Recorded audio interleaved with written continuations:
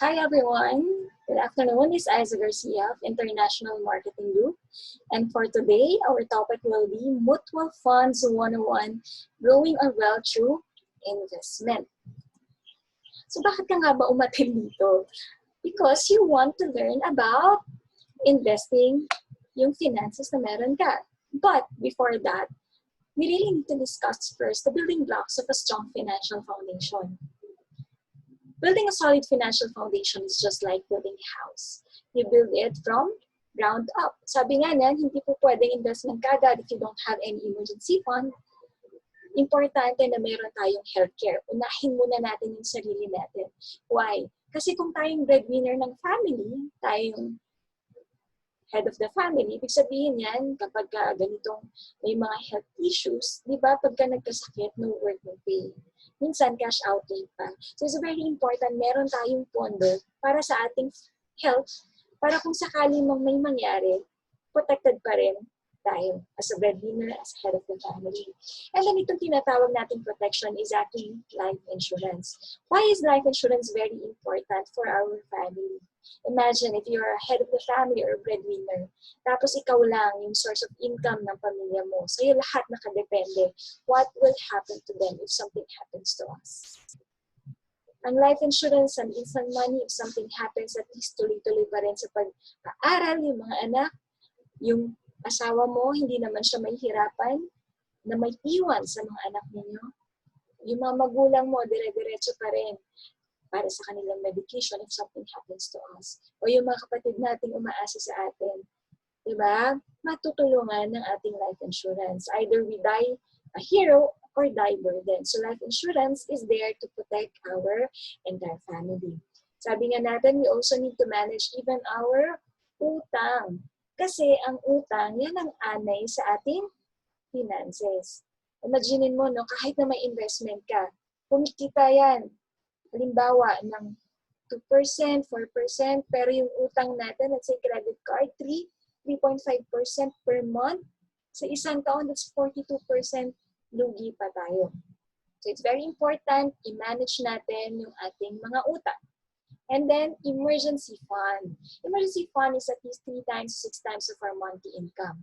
Kagaya ngayon, akalain ba natin merong COVID? Malalockdown tayo for almost 3 months now. 3 months now na, di ba? So, ibig sabihin, dapat meron tayong emergency fund para kahit na wala tayong sources of income, dire-diretso pa rin na kain tayo. Hindi tayo umaasa sa gobyerno lang. O hindi tayo umaasa sa mga kamag-anak or sa kumpanya natin.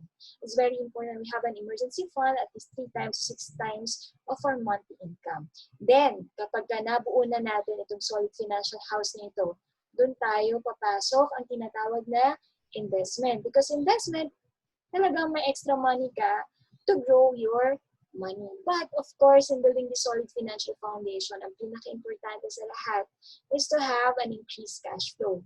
Kasi paano mo mapupundohan ang iyong healthcare, ang iyong protection or life insurance, ang pagbayad utang, pagbuo ng emergency fund at pag-i-invest kung kulang o sapat ang ating kinikita. Kaya importante, increase natin ang ating cash flow. Pero bakit nga ba tayo kailangang mag-invest? Number 1, that is to beat inflation. Inflation, ano ba ang ibig sabihin na inflation? Inflation is the decrease in the purchasing power of money. Imaginin mo, itong burger na to, kung noon, sabihin na lang natin pandesal sa konteksto nating mga Pilipino, kung ang pandesal dati, 50 cents lang, isang piraso, ngayon nasa 2 piso na. Depende pa yan kung ube, cheese, pandesal, mas mahal pa yan, di ba? But imagine this, kung ang halaga ng pera mo noon, let's say $5, ang laking burger niyan, baka hindi mo pa maubos yan. But now, sobrang ang liit na ng value. Di ba? That is very important. Kailangan natin mag-invest to beat inflation. And number 2, to achieve financial goals. Sige nga, tanungin kita, ano ba ang financial goals mo? Baka kasi ang goals mo, more time with family. So, paano ma-achieve yung more time with family? Most probably kapag ka nakaipon ka na. Kasi ngayon, no, ang pagtatrabaho natin, half or 3/4 of our lives, doon na natin siya iginugugol. Minsan wala na tayo sa pamilya. Ngayon, in our current situation, paglalakad mo pa lang papunta ng office or pagko-commute pa lang papunta ng office, it takes 2 hours, 3 hours, even 4 hours para makarating doon at pabalik. Tapos igugugol ang buong buhay sa pagtatrabaho. Paano na ang family? So it's very important na ma-achieve natin yung ating mga financial goals. Just like more time with family. Kung ikaw naman ay nakawala na sa utang, how about yung family mo? How about yung mga kapatid mo, yung parents mo? At bakit ba tayo nagtatrabaho? To help other people. That is one financial goals. Diba? Kung for example, I would like to be a blessing for other people. Kasi ano ba ang purpose ng life? Para sa akin lang ba? Or to enjoy it with other people as well? So it's very important, alam mo, na kung ano yung mga goals and at the same time, ang pag-i-invest can help us achieve our financial goals. Third, to fund for economic growth. Most probably sabihin mo, Aiza, sa nangyayari ngayon, talagang, alam mo yun, hindi ko na alam kung saan ako patutungo. But don't worry. Kasi, ang pinakagusto ko talaga sa picture na to, alam mo yun, there is hope. Kasi kung ano mang sitwasyon meron tayo ngayon, there is no other way but up. Pero, kung biglang tumataas na, let's say yung stock market, diba? O yung mga mutual funds, kasabay ka ba sa pag-angat ng ekonomiya? Yun yung tanong. Gustong-gusto mong sumabay. Ang tanong, nag-invest ka na ba? Pero ang kagandahan yan, maraming salamat at kasama ka namin sa tutorial na to or sa training na to. Ituturo ko sa inyo ang tinatawag na Rule of 72 or Compounding Interest. Na-discover ito ni Albert Einstein. Kung ikaw ay isang engineer, pwede mo siyang i-compute, pwede mo siyang i-test, pwede mo siyang i-check. Totoo. Ito, Rule of 72 or Rule of Compounding Interest, kunin mo yung number 72. 72 is a constant number. I-divide mo yan ng interest rate and it will provide you the number of years na kung saan magdodoble yung pera mo. Complicated ba? Example. Halimbawa, meron kang pera, 10,000 pesos, at 30 years old ka na ngayon. Nag-open ka ng savings account sa bangko, 10,000. E binigyan ka ng 1% ni bangko. So, the rule of 72, 72 is a constant number. Divide mo siya ng 1, which is the interest rate. Okay? It will give you the value of 72, which means 72 years ang aantayin mo para yung 10,000 mo magdoble. Ano ibig sabihin nun?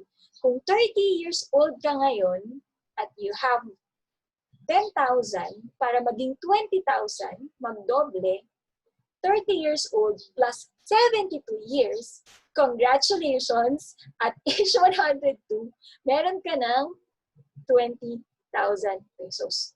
But the question is, aabutin mo ba ang 102 years old? Parang 72 years old nga, di ba? So, parang, di ko alam kung aabutin pa tayo ng 72 years ng buhay natin. So, it's very important, alam natin itong rules na ito. Ngayon, meron naman tayong tinatawag na there are two types of friends. Yung una, si Mr. Save Early. Yung isa naman, si Mr. Save Later. Kung mapapansin mo, pareho naman silang nag-invest ng 120,000. Diba? 120,000, pareho silang 120,000. Kaya lang, syempre, si Mr. Save Early, since maaga siyang nag-save, maaga siyang nag-invest, using the rule of compounding interest or rule of 72, mas napabilis yung pagko-compound ng kanyang pera. Eventually, at age 60, meron na siyang 5.4 million pesos mula sa cost or sa halaga ng sinave niya, which is 120,000. Ngayon, si Mr. Save Later, kasi tinitingnan lang niya kung magiging successful ba itong si Mr. Save Early. Eventually, at age 31, nag-save siya. Same. Okay? 120,000. Pero magkano yung kinita niya at age 60? It's only 2,700,000. Ibig sabihin, kapag maaga tayo nag-save, time is our ally. Diba? Pero meron pang isang friend, si Mr. Catch Up. Ito naman si Mr. Catch Up, oh, parang sabi niya, hindi, uunahan ko kayo. Sabi niya kay Mr. Save Early, hindi lang 120,000 yung invest ko. Dadagdagan ko pa yan. So, from 31 years old hanggang 60 years old, nag-invest siya ng 20,000 per year. Magkano kinita niya? It's 5.3 million. Di hamak na mas malaki pa rin yung kinita ni Mr. Save Early. Why? Because time ay naging ally niya. Plus the rule of compounding interest. Maaga kang nagsimula, mas nagko-compound ang iyong pera. Every year you delay your savings, it costs you millions over the long run.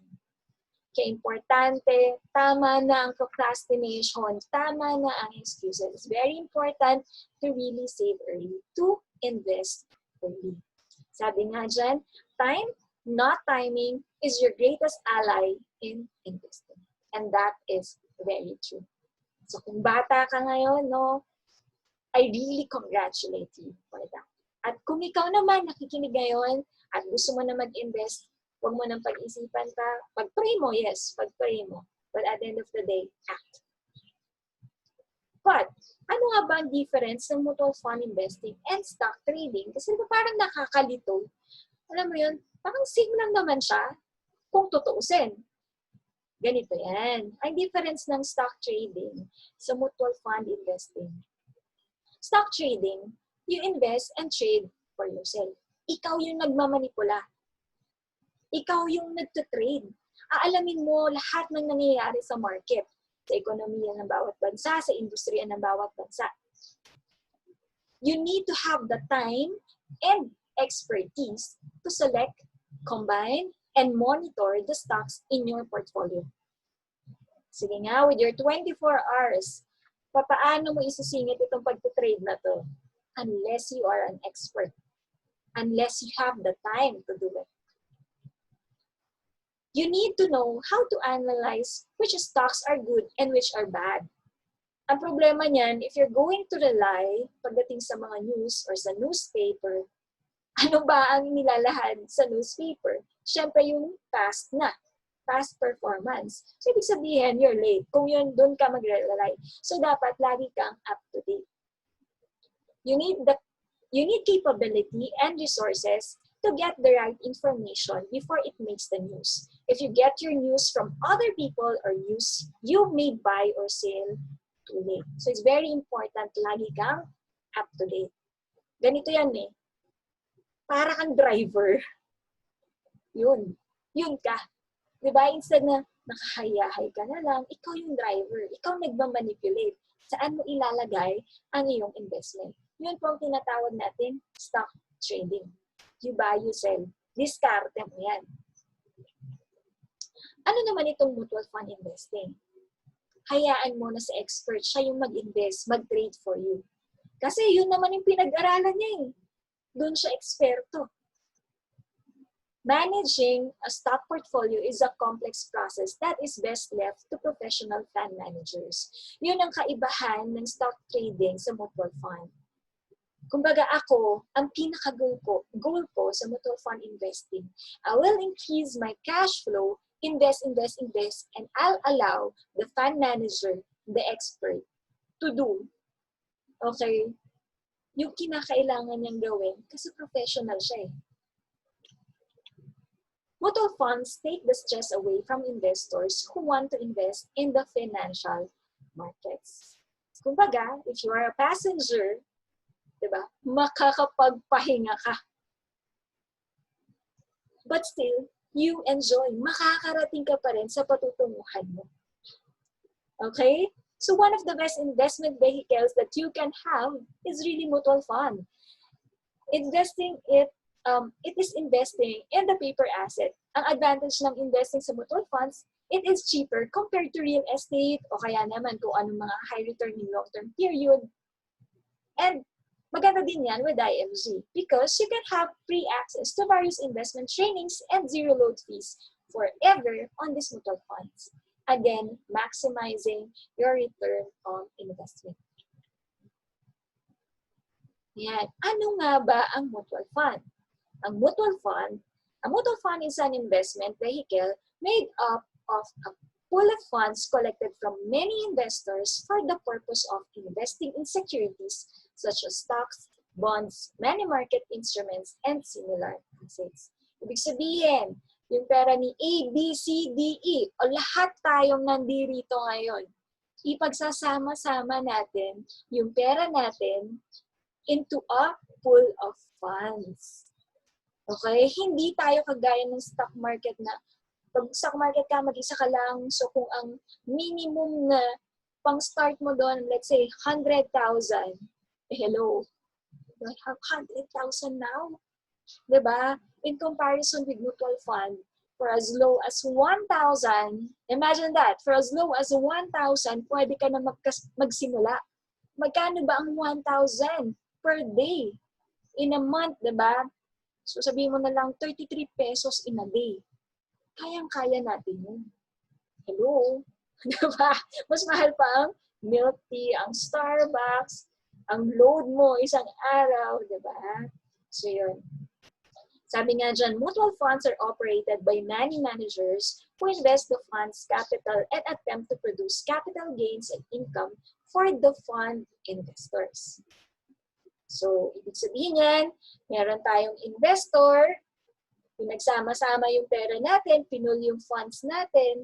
Ngayon, si fund manager, siya yung magmamanage ng pera natin, then eventually, ilalagay yan sa securities, depende sa kung anong risk appetite meron tayo, kung conservative man tayo, balance, o kaya naman agresibo tayong klase ng investor, di ba? Then eventually, kung ano man yung kikitain niya, yung kanyang magiging returns, babalik sa ating mga investors. Okay, clear naman siya, no?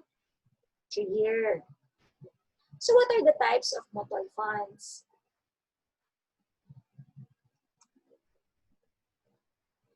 Ayan, ang ating classifications ng mutual funds, meron tayong tinatawag na bond fund. Sa bond fund, ang composition ng fixed income instruments, so mas safe tayo. Ang objective nito, stability plus reasonable growth. Pwede siya mag-earn from 4% to 6%. Recommended length of stay, since short term siya, 1 to 2 years. And risk profile, lower risk. For example, magre-retire ka na, or magre-retire ka na, konting panahon na lang at hindi ka naman ganun ka-agresibo. Gusto mo lang talagang mag-accumulate or mag-increase pa yung iyong investment, magandang mag-invest dito. Kasi fix ang iyong income instrument. Ayan. Ang stock fund naman, sobrang agresibo ka. Alam mo yon, mas madami yung portion dito sa stock market. Yan. Shares of stocks, equity funds, yun yung tawag dyan, no? Siyempre, dapat pagka nandito ka sa klase ng fund na ito, stock market, dapat long-term ang iyong mindset. For example, nasa 20s ka pa lang, nasa 30s ka pa lang, pero magre-retire ka halimbawa 20 years from now, that is a long-term goal. Diba? So more than 5 years ang iyong recommended length of stay. And then, ang average earnings naman yan ay nasa 15% to 18%. Mas mataas siya in comparison kanina sa bond fund. So, mas mataas, ibig sabihin kapag sa rule of compounding interest, mas madaming beses magdodoble yung pera mo. Mas mabilis mong ma-achieve yung goals mo. Diba? Ayan. Meron naman tayong tinatawag na balance fund. Sa balance fund, meron dyan stocks and fixed income instrument. It's a combination na ang objective nito, medium to long-term goals, pwede kang mag-earn dito 12% to 15%.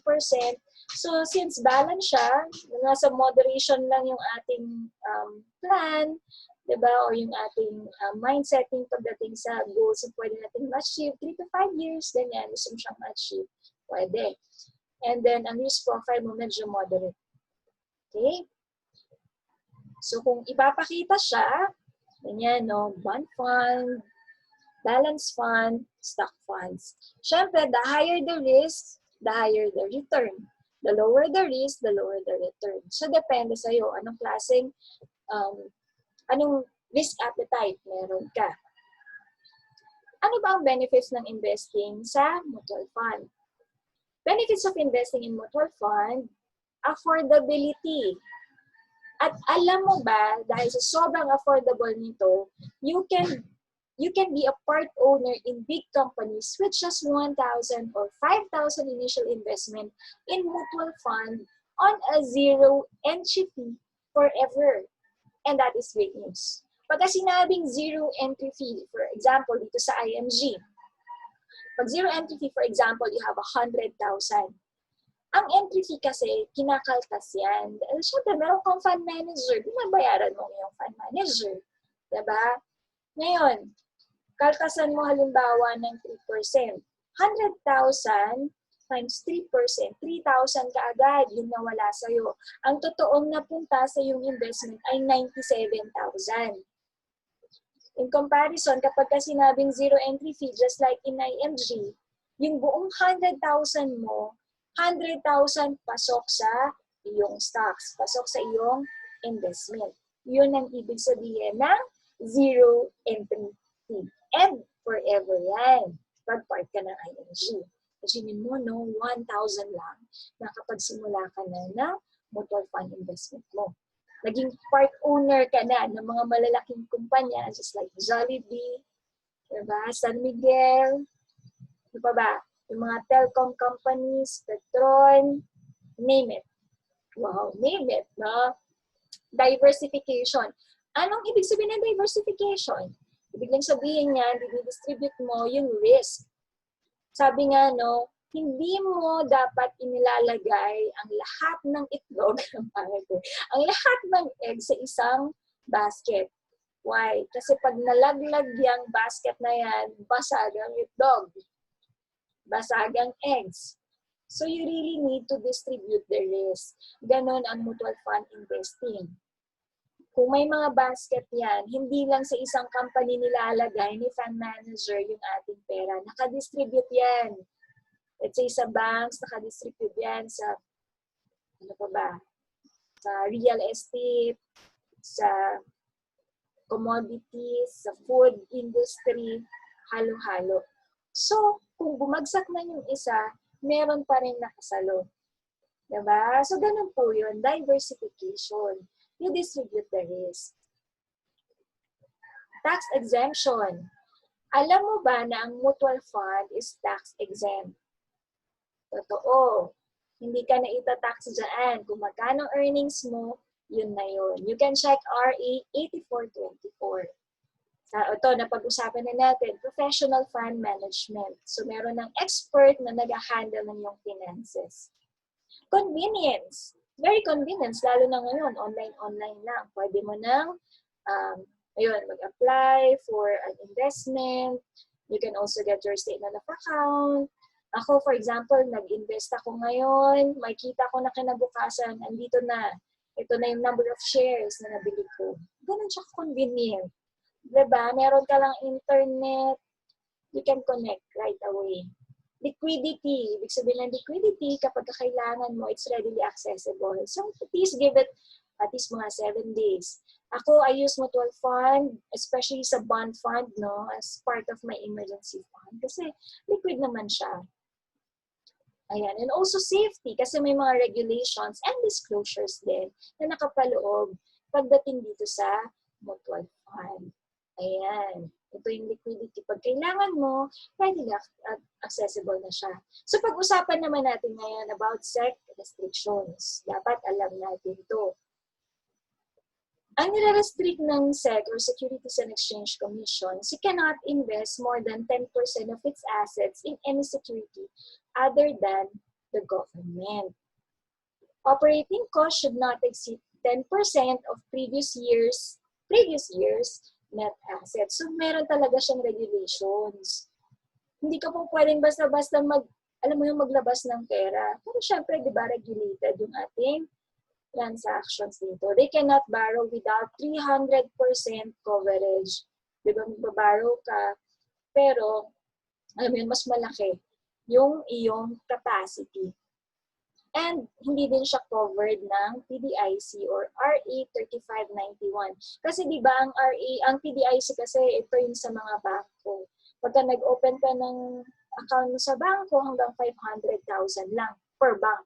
Regardless gaano kadami ang iyong account doon, 500,000 lang. Tayo, hindi tayo covered ng ganyan dahil hindi naman tayo bangko. How can IMG help you sa pag-i-invest? Ang kagandahan niyan, napag-usapan nga natin kanina, pagdating sa IMG, free investment seminars, ngayon, no? Yan, may mga investment seminars tayo, mutual funds at zero entry fee. So, it's very important, zero entry fee para yung, halimbawa, 100,000 mo, buong 100,000 pasok sa iyong investment. Ang kagandahan niyan, ang mga partners natin through Atram or through Ramver, may tayong Soligo, Atram, Phil Equity, Philam Assets, Family, and also Sun Life. Ngayon, kung gusto mo naman, di ba, kapag ka nag-IMG member talaga tayo, kapag ka nagpa-member ka, 1,000, kasi ang membership natin sa IMG is 5,500 eh. 1,000, napupunta yun sa ating investment, which is sa Soligo funds, sa ating member's choice. Depende sa'yo, bond fund ba yan? Alpha stocks ba yan? So, yun po. Depende sa choice mo. Okay? And, kagandahan yan, yung access to stock online trading platform with free investment guidance, analysis, and investment. Even pala sa stock market, diba? Meron tayo niyan sa MyTrade. So, kung gusto mo talaga, ayaw mo talaga, you really want to become the driver of your investment, pwede yun. Ang kagandahan niyan, meron kang guidance from the experts. And meron tayong app para matulungan ka dyan. So, if you are an IMG member, ganito ang mangyayari. Using your IMG portal o ang tinatawag na iyong dashboard, may kita mo na kaagad yung benefit mo. As an IMG member, aside sa iyong mga free concierge service, sa iyong free vision care frame, sa iyong free medical, Kaiser Medical Health Card, sa iyong Dominate Tool pagdating sa mga marketing, meron tayong tinatawag na Soligo Bond Fund or Soligo Fund. Okay, ma-access mo na siya kaagad. Ito yan. Okay, sa portal mo, pwede kang mag-add ng subscription. Direct na yun, kaagad. Diba, makakabili ka na kaagad ng iyong mga portfolio. So, ganun po yun. Ang dali lang talaga. Sobrang dali lang. Okay? Sino ba itong ating mga financial partners? Yan, si Soligo Fund, Philam Asset, Phil Equity, ATR Kimeng, or Atram, even Sun Life Asset Management, Family or First Metro Financial Asset Management through Metro Bank, mga partners po natin when it comes to investment. And the good news is you can now invest in the top performing Atram funds for as low as 1,000. In peso, imaginein mo 1,000 lang in comparison before 5,000. And kapag ka-dollar naman ang gusto mong i-invest, $150.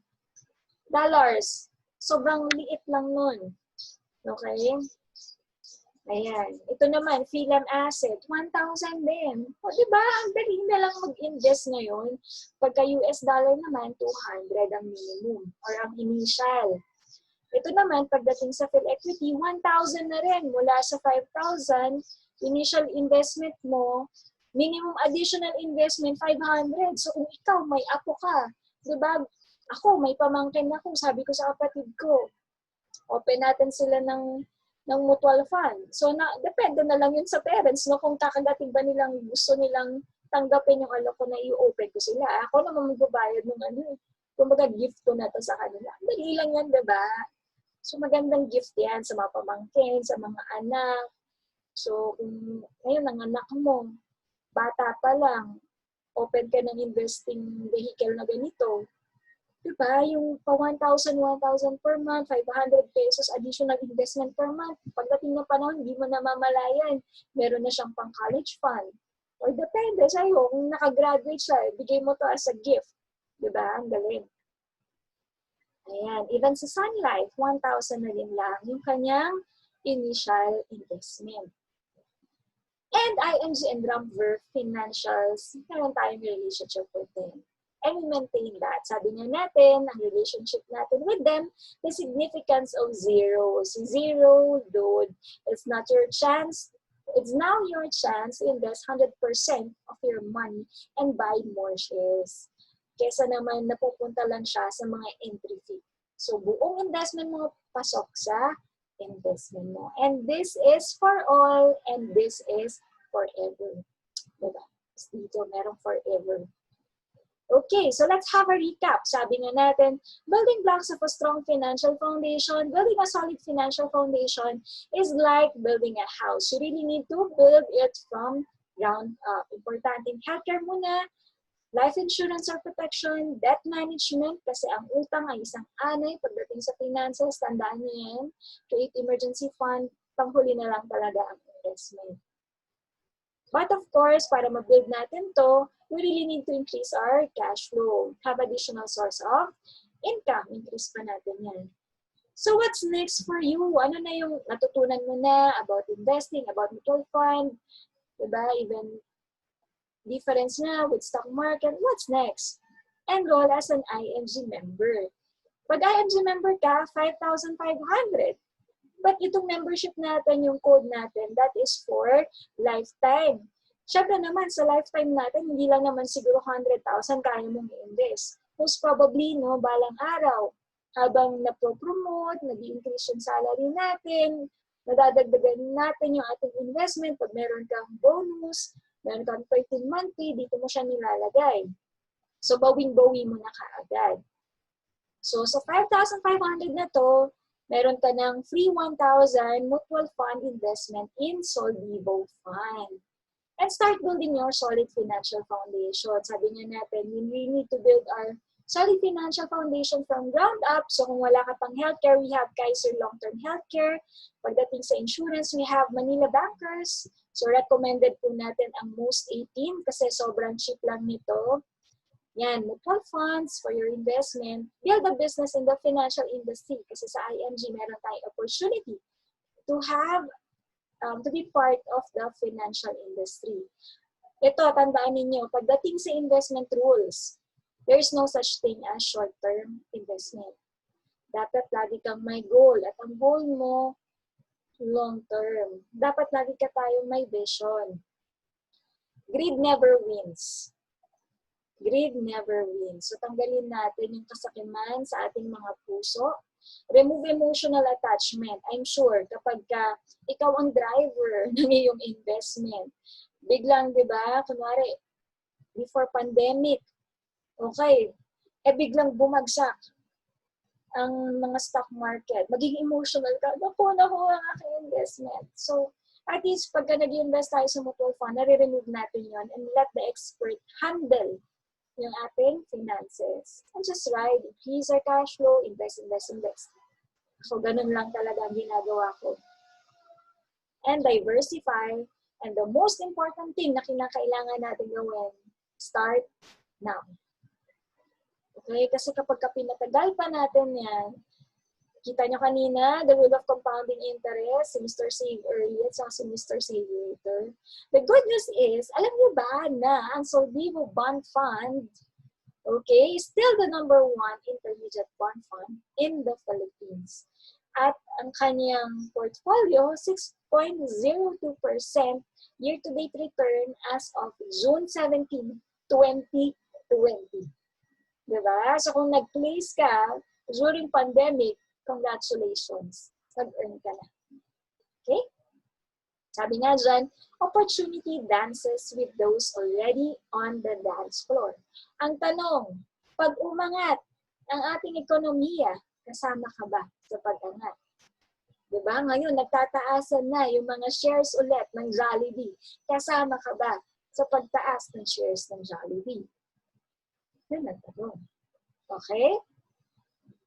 So that's it for me. But before we end, allow me to share this wonderful story in the Bible.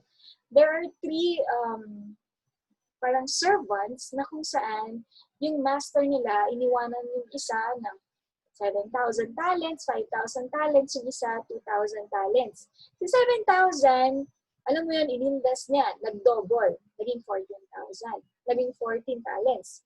Yung isa naman, 5,000. In-invest niya, nag-earn, nag-double, okay, meron siyang talents. Yung isa, anong ginawa niya? Naghukay, naghalongkat sa mud. Mud ba yun? Sa lupa. Okay, pagbalik ng master, binigay niya yung 2 talents. Nagalit sa kanya yung kanyang master. Bakit hindi mo man lang binangkuman lang para at least kumita yung pera na yun? So, ganun din tayo. You have resources ngayon, maliit man, malaki, or sobrang laki ng hawak mo ngayon, that is a gift of God. Diba? But the question is, pagka nakaharap ba natin siya, will He be very proud of us? Will He tell us? Will the Master tell us, well done, good and faithful servant. You have been faithful over a little, I will set you over much. Enter into the joy of your Master. And that is my heart's desire for each and every one of us, that if you can be entrusted with little things, I pray that you can also be entrusted with greater things. So with that, maraming salamat po. Thank you for your listening. And I would like to invite you to like, okay, ang ating Facebook Mutual Fund Investing My Guide. If you want to know more about investing, just click it there. And also, I would like to invite you, Many Gear, add us, okay? Like and subscribe. Pang YouTube lang pala yung subscribe, no? Ayan, like and follow. Again, thank you so much. Maraming salamat po for your time. And God bless everyone. Thank you.